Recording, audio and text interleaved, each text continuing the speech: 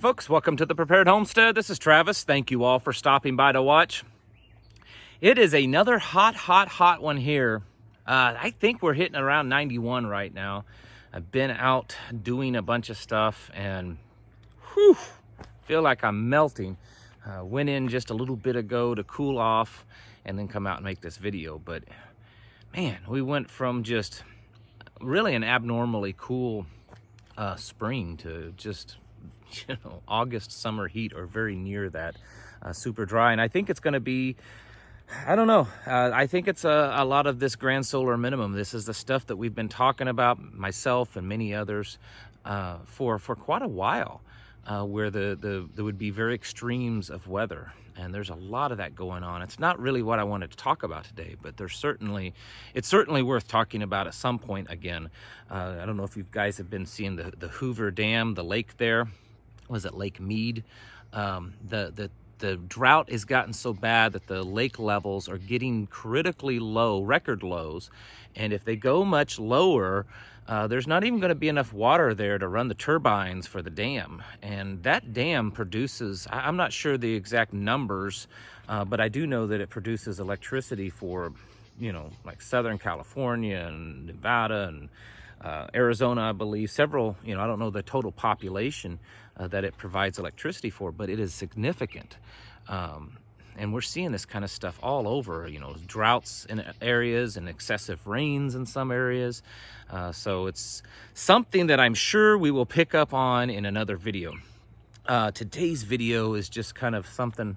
I was rummaging through some of the prep stuff and I got an idea. And so I wanted to talk to you about it. Before I get that going, my wife and I have a friends of ours. It's a couple that are we're pretty close to, very good, dear to our hearts, that we've gotten to know each other quite well. And they have a couple of YouTube channels that I want to mention to you and ask for you to go over and check them out and even subscribe if you like them. They don't talk. It's nothing political. It's nothing homestead. It's nothing prepping. It's nothing religious. I think they're really cool myself. One is called Old Time Movies and TV Channel. And what they do is they take these old black and white movies from like the 30s, 40s, and 50s, and they colorize them. They digitize the movies, kind of clean them up, and then they colorize the movies, and they put them on YouTube. And they're full-length movies, and there's also TV shows. The ducks have come over here to hang out with me, as you can probably hear. But they have a lot of TV shows, old westerns and, like Lone Ranger and maybe I think even some John Wayne movies. And then, like all the old mystery movies. There's all kinds of cool old movies. And there will be a link in the description at the top to their channel. But then they also have another channel, and it's called Hearth and Home Entertainment. And it's kind of the same concept, except they take those old radio shows. Some of you may be old enough to have grown up listening to them. And even if you didn't, you know what I'm talking about. The old radio shows of like, cowboys and Indians and, space and the crime investigative type shows, where it was just all on the radio back before there were TV. They are really fun to listen to. I grew up as a kid, we would listen to those and always got a kick out of them. And they do a pretty cool thing with that channel, because since it's just audio, they'll have like a fireplace flame going or something like that, so that you could put it on your TV. If you have where you can run YouTube through your TV and you can listen to those. And I think it's a good, wholesome entertainment for your family. If you have kids, nowadays as parents, we're always worried about, what kind of entertainment and things to allow our kids, because you have to be so careful with everything anymore. You have to be really careful about what they see. And this old stuff, it's almost always a good, wholesome entertainment. So anyways, both of those channels will be linked down in the description. And I think they're great. They're not really making money off of them. They're just doing it because they enjoy it. I think they have where you can leave a donation or something like that. But it's just something that they do because they enjoy it, and they do a really good job. So I encourage you to go over there and, subscribe, maybe give them a shout out or something like that. Anyways, on with the show. Now remember, I said I was just rummaging through some things, some preps, and I saw something. I thought, you know what? I think I'm going to mention that in the video. And then I thought, you know what? I think I'm going to make an entire video based on what I found. So here it is. Excuse me. You guys know what these are? Let me see if I can zoom and get in close to the camera. See what this is. It's not really wanting to focus very well, but anyways, it's a dental repair kit. You can get this stuff at like Walmart or the dollar store or pharmacies types places, usually for like $2 or $3. And if you're not familiar with it, what it is, it's a little bit of clay that's in there. It's a dental clay, and you don't need the whole thing. It says here that it'll do up to 5 repairs. And you take and you pick a little piece off of it and you roll it up. And if you have a cracked tooth, or if you have a filling that fell out, you can take this and pack it in there. And it's soft at first, but it will dry and it'll harden, and it'll protect your tooth, and it'll protect the hole or the crack or whatever. And it can help with pain, and it actually lasts quite a while. I've used this stuff before, and I always keep several, a few things of it. I think it lasts a long time. The expiration date on this stuff is like, 4 or 5 years, and it's just a little bit of clay. So I would think at the most you might just have to add a little water to it to kind of get it to soften up again.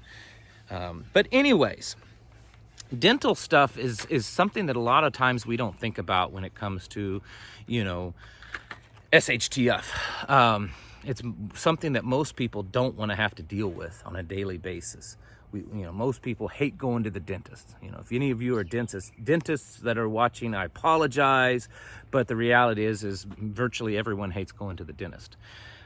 And dental pain and dental problems can cause us a lot of disruption in our life. Well, what are you going to do if, society starts collapsing and breaking down for whatever reason, and you can't get to a dentist? It's not that you may not be able to afford it, maybe.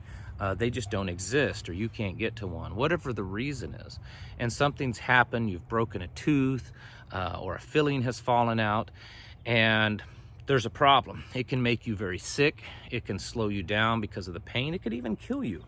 And so that's not something that's talked about a lot. Now this stuff, this dental clay, it certainly isn't going to fix everything.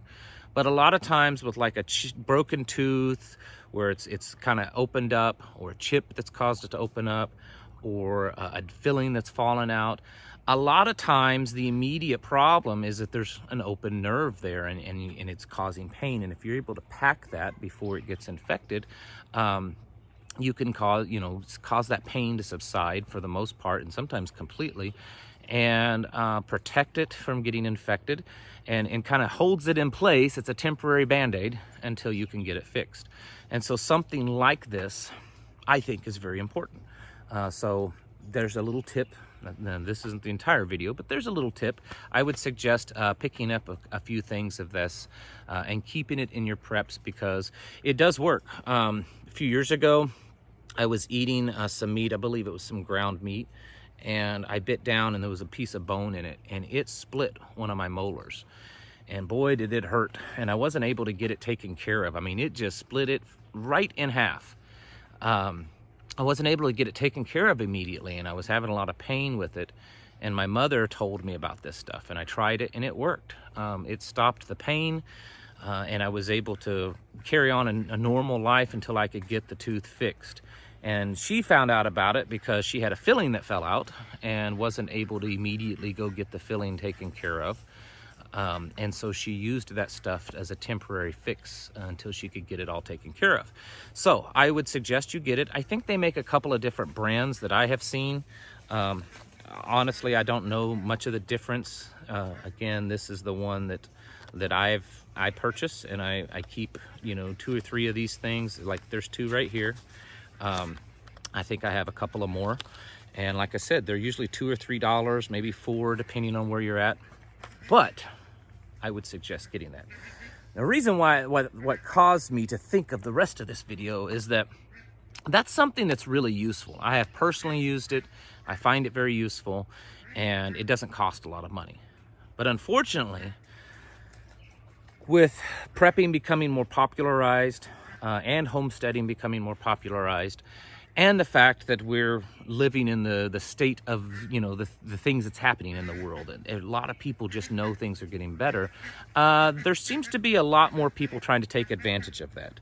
And so I think the rest of this video is mostly going to be just warning you of that. I see products all the time. Every time I get online, in different feeds and stuff, that they're trying to sell me this product. And of course, now because of my channel starting to get a little bit bigger and stuff, I'm starting to get emails from these companies asking that I promote these products. And I don't have any interest in doing that.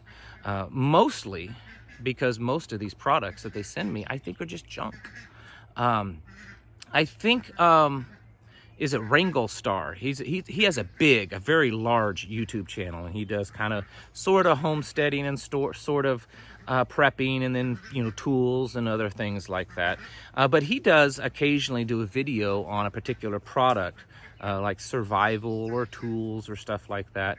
And the ones that I have seen from him, he's really critical.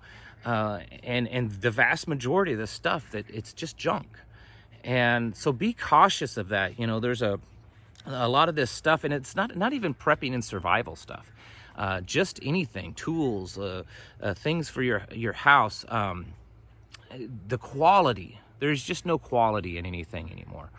And it seems like, and I think that that's another level of inflation. In fact, someone sent me an email talking about this yesterday, and I think they called it dequalityflation was the term that they came up with. They invented a term, dequalityflation.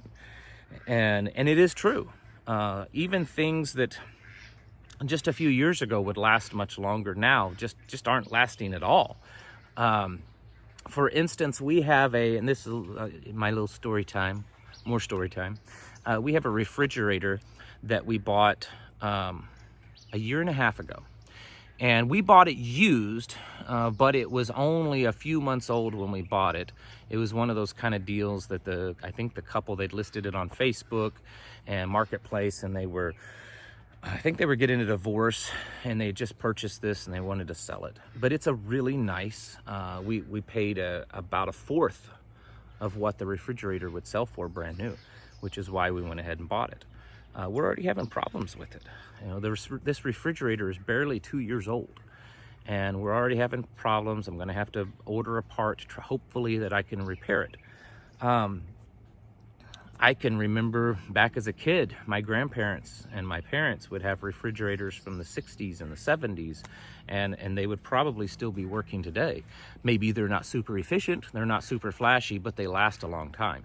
This is getting worse. In fact, I think just in the last couple of years, this has gotten worse, where things just don't last. I'm seeing people talk about, you know, TVs, these new flat screen TVs that, you know, stop working after a year or two. And you can't hardly repair them. The parts, you can't find them, and if you can, the prices are too much. And then there's, of course, supplies, demand, inflation.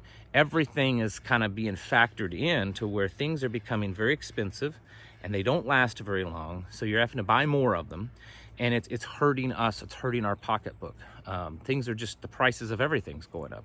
So because of that, I want to caution you, especially those that are new into kind of the prepping and homesteading world, don't just go out and jump in and buy things that you think you're gonna need, especially brand new and stuff. Be cautious of that. There's all kinds of gadgets out there. You know, I remember hearing an old Southern guy tell it one time, talking about stuff like this, and he called them gewgaws. These old gewgaws, just little trinkets, little junky trinkets. And I'm telling you, I get emails all the time now of just these junky trinket survival stuff. They're called survival. A little key that's a survival. A little credit card that's a survival. A little survival axe, you know. And you can tell they're just junk. And the sad thing is a lot of people buy that stuff. And so I want to caution you to that. I mean, I do have modern tools, but I have a lot of old-fashioned tools. In fact, not too long ago, we were at a little place, at a little flea market, and I bought an old axe. The handle wasn't that great, but it's an old axe head, you know, the old steel axe head. And I think I paid like 10 bucks for it. And I know I've got to replace the handle on it and do some, sharpening it up and everything, but it's that old steel that, man, once you get an edge on it, it's going to last. And this stuff nowadays, it's hard to find good steel. It's hard to find good products, good quality. And so don't be so quick to go out there and jump into buying tons of survival food and all this junk that's out there, all the little trinkets and all these little, bug out bag survival, things, because it's cool. It looks cool. It's all tactical looking. But the problem is so much of it's junk, and it's maybe it might last one use. And you don't want that. Our ancestors that blazed the trails in this land and kind of, tamed it down, they didn't have that kind of stuff, and they did it just fine. They didn't have all these new modern technological gadgets. They had their sweat, they had their muscles, their blood, and they had a few tools, and that's about it. And so we can do that again. Again, I'm not saying that modern technology is bad and you shouldn't use it. I'm saying be very, very careful. Even things nowadays that are name brand products are just sometimes junk. So there are certain things that I think that are very good. Mentioning this dental clay, I think that's a really good item to keep in your preps. Because you just never know if you need that item for that thing. It works really well, and it can save you a lot of pain. But there's a lot of just junk out there. These junky first aid kits, these junky little survival tools and axes and knives and all these little trinkets on how to better garden and to take care of animals, or to homestead, or all this kind of stuff. So be cautious of that, folks. Because there is certainly a lot of junk out there, and the quality of things is going down, and they're going to take advantage of you. And you know what? There's inflation. You probably, maybe your pocketbook's starting to hurt. You don't have the extra money to waste on that. And I know a lot of people, they want to be more prepared, but they look at it and they're like, man, I don't have the money to do all this. Well, guess what? Half of this stuff, or a lot of the stuff that they talk about you probably don't need. And the things that you do need typically aren't as expensive as you think. And just learning to do things in a simpler and more old-fashioned way I think can save you a lot of money, and can, it's maybe a little bit more work, but I believe it's also more satisfying. So be cautious of that. Anyways, that's about all I have for today. I don't know. I think a lot of people get caught up on all the junk out there, and so I want to caution you that. Also, well, not also, but I want to re-mention those friends of mine, their YouTube channels, there will be in the description. There's the Old Time Movie channel and then the Old Time Radio channel. Go over and check them out, because, man, they put out some pretty cool stuff. All right, folks, thank you for watching. I'll catch you in the next video.